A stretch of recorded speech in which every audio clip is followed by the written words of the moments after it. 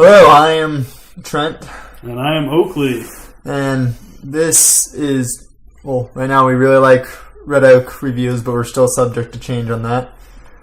Or Red Oak something, I don't know. Yeah, we'll figure it out. But today, we'll be talking about Ryan Reynolds' Love Child, and we're not talking about Boltneck, we're talking about... Don't call it a comeback. I've been here for years. I'm rocking my pants, putting suckers in fear, making the tears rain down like a monsoon. Listen to the bass go boom. Deadpool 2. Yes. A great film. Yeah, great film. It is directed by David... How do you say that? David Leitch. Leitch. Also did Atomic Blonde, and he is one of the helmers of John Wick. Nice. It's also written by Rhett Reese, Paul Wernick, and of course Ryan Reynolds. Yeah, because he has so much to do with these past two movies. Stars a bunch of. This one has a really big cast of Ryan Reynolds, Josh Brolin, Morena Baccarin. I can never pronounce her last name. Her last name is so hard for me. I love her. I love her as an actress. Yeah, she's really good. And then a bunch of other small members like Terry Crews is in it for a little bit, and other cameos like Brad Pitt. Yeah. Spoiler alert. This is a spoiler episode. Yeah, this is a spoiler discussion. We'll be going over what all we liked, what we didn't like, what we loved, what stood out to us, and all that good stuff. And of course, spoiler warning, so don't get pissed at us if you're trying to, don't add us. If you see the title on this, it says spoiler on it. If you haven't seen the movie, go see it, come back. Alright, so the story. Okay. So, if you have seen the first one, you know that I love the first Deadpool. It's a great, just simple story. This one's a little bit more complicated, though. Which I liked a lot. Yeah. So, you got Deadpool just doing his normal thing, and then something happens. Actually, spoiler. I forgot. This is a spoiler review. His girlfriend, Morena Baccarin, which her name is Vanessa in the film, is killed by a man that he did not kill. 2 seconds before in the movie. Yes, so. He was hunting down people, and he decided just to leave this guy. Because he was there for his anniversary. Yep. And then this guy ends up killing Vanessa, which puts him in a whirlwind of pain and terror and suffering. And then, of course, Colossus comes to get him, and they try to get him to become an X-Men. They start training him. They end up running into a kid that's called Fire Fist. And of course, in Deadpool's fashion, he makes fun of it and also screws up everything up as an X-Men, ending up in prison. But anyways, we soon find out that Cable, this time-traveling cybernetic being, played by Josh Brolin, is coming after Fire Fist to kill him. Who plays him? I forgot. The Fire Fist kid? Yes. Let me bring it up. But anyways, he tries to kill him. Deadpool decides to take him under his wing and try to protect him. And thus we got a worthy sequel to the first one. Definitely a worthy sequel. Julian Dennison. He's also in The Hunt for the Wilder People, which I have not seen, but it was directed by Taika Waititi, so it's got to be good. Yeah. Anyways, he's a good actor for his young. Oh, he's really good. Yeah. I really enjoyed his work in this movie, and I've seen him in others. I'm not sure what, but hold on. I know he's good. I actually did enjoy all to start with stuff that we enjoy. I really enjoyed the story. I thought it was very good that they had a more complicated plot compared to the first one. Yeah, I really agree with you there. But I want to ask you a question here. What did you think of the nice Logan cameo? Oh, the toy. The toy. So I laughed my head off at that. I was laughing so hard because it hurt so much to see. But of course, Ryan Reynolds fashion. I say that. I've been saying that a lot this episode. You're good. Whatever. He had to make fun of Wolverine and Hugh Jackman in general. This movie is very meta, and sometimes it works, sometimes it doesn't. No. But right at the beginning, he's going around his apartment, he's smoking a cigarette, and you could just tell his life went to shit. Yep. But he even states it in his monologue. And I love it. There's toaster strudels, which are my favorite breakfast treat. I'm a fan of toaster strudels too. So that got me. But he ends up blowing himself up with a bunch of gasoline. Which, one thing I didn't like about this part is that it shows Colossus coming to get him and taking him back in a body bag. And then all of a sudden, he's just himself again. He's all together? Yes. And we know from the first one, when he cuts off his hand slowly grows back, KFC spork. But you don't know, but I think in it said, I don't know if it did say it in it, but it looked like it was been a couple months after. It's possible, yeah. I thought it was directly after, because it didn't really, I can't remember a time lapse, but later on in the movie when he gets his self cut in half by Juggernaut, Juggernaut's in this, and not the Juggernaut from The Last Stand, thank goodness. Yeah, thank goodness. This is a gigantic CGI Juggernaut. Which it didn't look too great, but I thought he was fine. Anyways, he had his legs growing back, and from this, it should have been his whole body growing back. Yep. I mean, it's whatever, though. Yeah, you gotta suspend disbelief for a bit. Here's a question for you. It's kind of not review related, but where do you think he grows back his body from? Like, where do you think it, since he got blown apart in the very beginning, do you think, I think it grows from his head, anything from his head and below. I would think so, too. Especially if you're just saying his head's right there. Yeah. Yeah, definitely.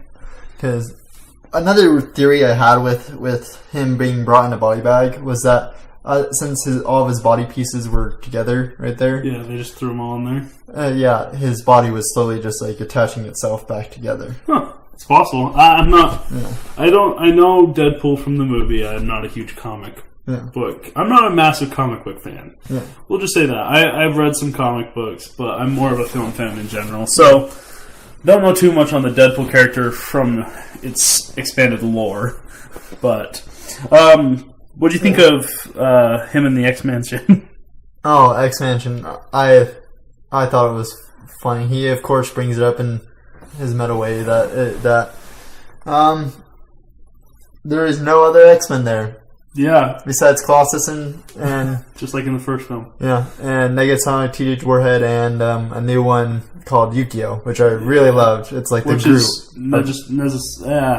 Negasonic, Teenage Warhead's girlfriend. Thank you. Yeah, it's his girlfriend, and there's some great comedic stuff going on between Deadpool and Yukio. That's one thing I'm very proud of, is that I can actually pronounce the whole freaking name. Negasonic Teenage Warhead. All my other friends, even my roommate who's a huge Deadpool fan, does it. I can say it. But anyways, one thing, there's some really good jokes, and there's a great cameo. There's great cameos in this film. The one cameo where he's mentioning no X-Men in the house, I loved, because when the camera pans around, you see Xavier, Beast, Quicksilver, Cyclops.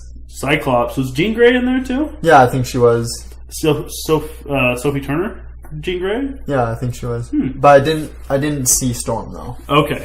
So I know this is because they were shooting Dark Phoenix at the same time. Yeah. But it was just great seeing all those guys in there just quickly trying to hide from Deadpool or Wade. And him running around in Xavier's wheelchair, knocking over bus and calling old men pedophile, which he does throughout the whole film. And I thought was hilarious. It was great. It says a lot about Hollywood today. Yeah. And I thought it was a good way, because you kind of have a hard time with trying to set up those jokes. Yeah. Because it is sensitive subjects coming out of, a lot of the sexual abuse scandals in Hollywood today. So the way they played around that, I really thought they did well, and something you could always get behind. That's one thing I like about Ryan Reynolds in general, because a lot of his movies, he has slight jokes about social issues going on at the time, and he pulls them off pretty well. That's true. Like, see Green Lantern, just Area 51, that whole big problem right there. I'm joking. No. I really like the new cast. I really like Domino. I thought she was a really good character in this movie. I really liked how they played in with luck. Like, I was kind of wondering, because I knew her character, her power was luck. Yeah. Like, how does that even make sense? And you see it in the trailer that it's not cinematic. But I just love that scene in general where they're going back and forth, and you can see the friendship between those two. You get this chemistry, which I feel like Ryan Reynolds can build chemistry with a rock. But he does in this movie. His name is Colossus. Yeah, true. Which he already built it last movie. But anyways, I really liked how the scene where they're dropping in to the town, you know. I can't even remember the project name they were doing. Export? They're trying to stop Cable, and they're gonna from stealing the kid, from getting to the kid. So, but anyways, everyone ends up dying in this scene, except for Domino, Cable, Deadpool. No, that's it. Peter almost makes it. Oh yeah, Peter, the one with no powers I've seen in the trailer. Which don't think I'm just getting off track here. This is leading to Domino. But I loved, because Deadpool's the first to land, and he's sitting on this billboard watching everybody.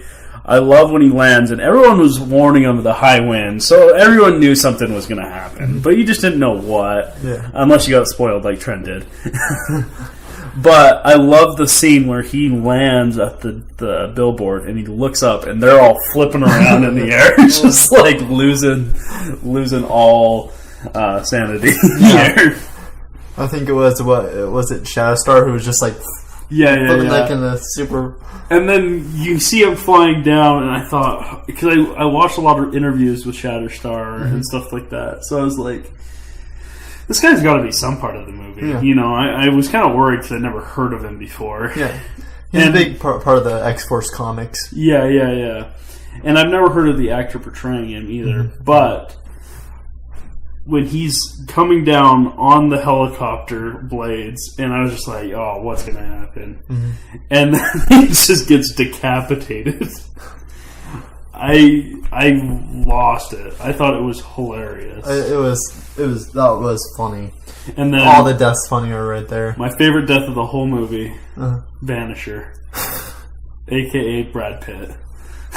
2 seconds. Brad Pitt's one of my favorite people ever in the whole world, and it's just amazing because my favorite. I don't know why. No. He just looked like Lieutenant Aldo Rain from Inglourious Bastards. Yeah. And it just made me so happy to see him. And it's just like the split second. But that was easily the best part of the whole film for me. Oh, really? I was kind of surprised. I was like, oh my gosh, this is amazing. Nice. I think the best part for me in this film is probably just... honestly, all the scenes of Domino and Deadpool. Yeah, speaking of Domino, see, you got me off track.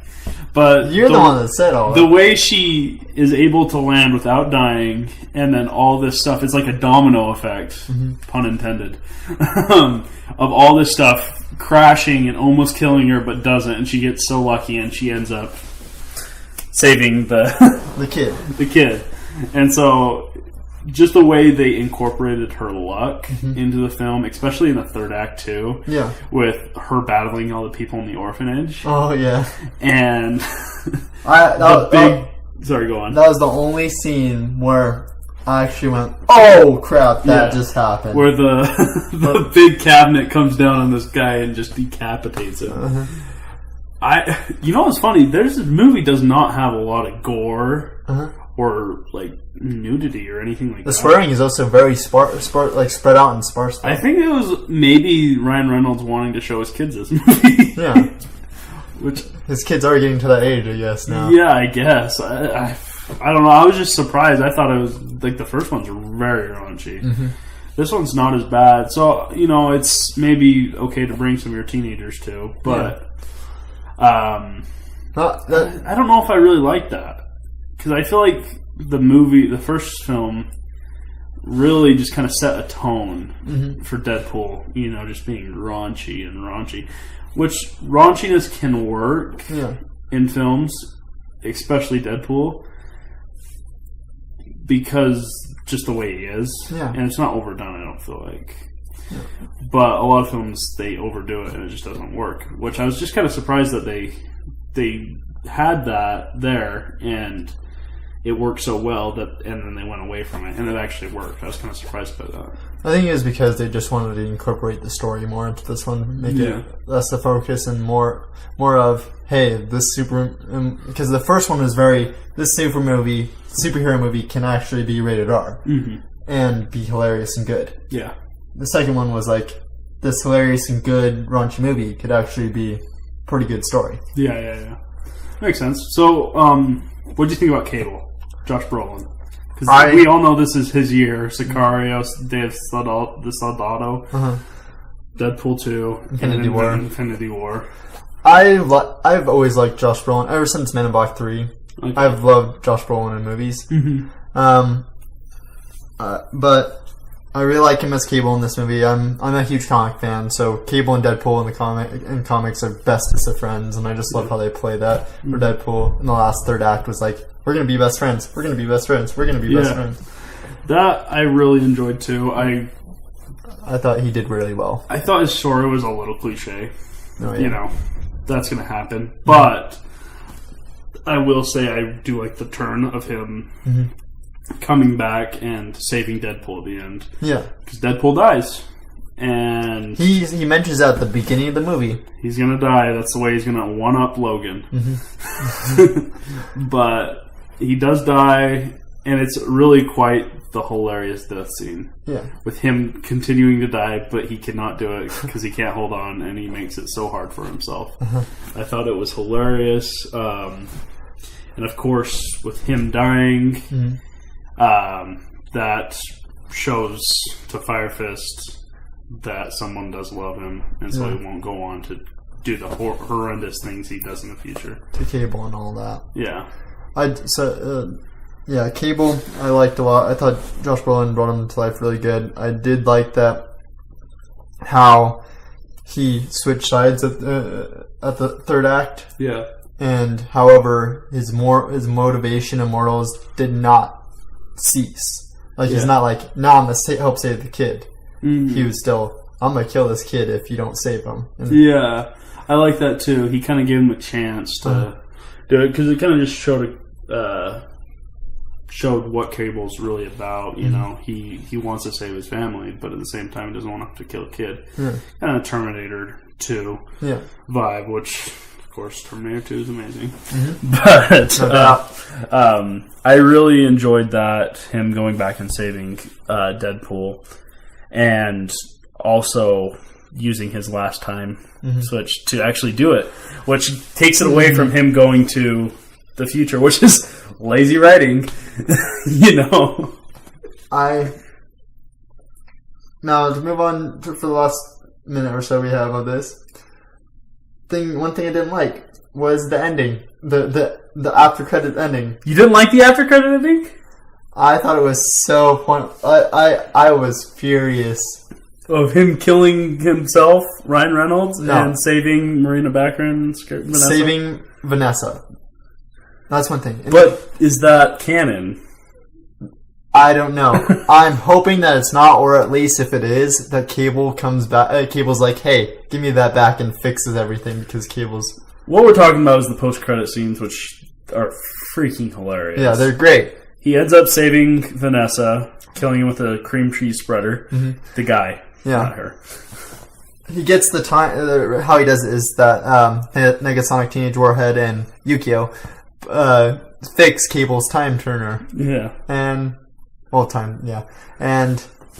back in time and fixes everything, the whole plot of this first one. Which is funny, we haven't touched on him. He saves Peter out of everybody and leaves everybody else dead. Yep. The rest of X-Force, Terry Crews, I don't know who he was supposed to be. Yeah, a Bedlam. Leaves him dead. Leaves Vanisher, leaves Shadowstar, and everybody else. But he saves Peter, which Peter was hilarious too. I thought he was going to be kind of a little too much. Yeah. But he actually turned out to be great in the film with what he was in. I really liked the dynamic between those two. But the best thing about the post-credit scene is him killing Ryan Reynolds. Oh yeah, killing Ryan Reynolds while all you see is the Green Lantern script and the blood splattered on it after a gunshot. Which, you know what's kind of sad to me is apparently I watched that Green Lantern all the time as a kid and I loved it. Oh really? I don't remember ever seeing it. My mom told me that I loved it, but kind of embarrassing. Anyways, is there anything that didn't really set well for you in this film? I think honestly, it was that, and then I was kind of upset for like 2 seconds about the whole everyone dying on X-Force. Oh, okay. But mostly the post-credit scene, and then some of the weakest moments, I believe, were the relationship between Colossus and Deadpool. Mm-hmm. They were great, but I just thought some of the weakest moments in the movie were those scenes. I don't necessarily disagree, but I don't agree at the same time. Yeah, I'm not saying that any of them were bad. I just didn't feel like what they were trying to portray in that. I didn't take away from. See, what I would say I really didn't enjoy was the first 20 minutes. Oh, no? I really was worried about it because it just started out really slow and really it just didn't have it. It didn't have the magic, and I was really worried. And then it started picking it up after that. Another thing that really kind of, it's a little formulaic and predictable, but that didn't bother me any. The thing that bothered me was there was such a chemistry set up in the first Deadpool between Vanessa and Wade, and there wasn't anything here. I did not feel it. Whatever they had on screen time when it was supposed to be an emotional moment between the two, I didn't feel it. I felt like it was kind of lazily written, and some of the things. But I really enjoyed this movie overall. Personally, I give it an A-. I don't know about what would you give this? A-. A-. Yeah. Okay. So where would this compare? On the, let's just say the years. It's definitely in my top 3. Top 3, yeah. Top 3 to top 5. I would say top 5. I actually did like it more than Infinity War. A lot of people think that's. I think Josh Brolin did way better in this, even though he did very well as Thanos. I liked him a lot better in this movie. See, I wouldn't agree there, but I thought he was good in both. Yeah. So I think he showed a lot more range. Kind of ironically as a CGI character. But, I really like Josh Brolin. He's in one of my favorite movies of all time, No Country for Old Men. Yeah. So, I'm always excited to see him in a film. But, yeah, that's our thoughts on Deadpool 2. Anything else you want to add? Not really. One last thing. I didn't like T.J. Miller's scenes very much in this. Yeah, he was kind of lame, wasn't he? Yeah. Gosh. And I did love Dopinder. And Yukio is the Groot of X-Men. That's all I'm going to say. I don't disagree. Yeah. But anyways, let us know what you think. Leave the comments on my Instagram. You can find me at OC Movie Reviews or at Oakley Craighead on Instagram. Where can they find you? You can find me on Twitter at Red X Studios Entertainment or on YouTube at Let's Hang Out. All right. Okay. Well, let us know what you think. Leave a comment below. What was your favorite part of Deadpool 2? Is it better than the first? I don't know. Let us know. The best movie of all time? Ryan Reynolds might say so. All right. Have a good one, guys. Bye. See ya.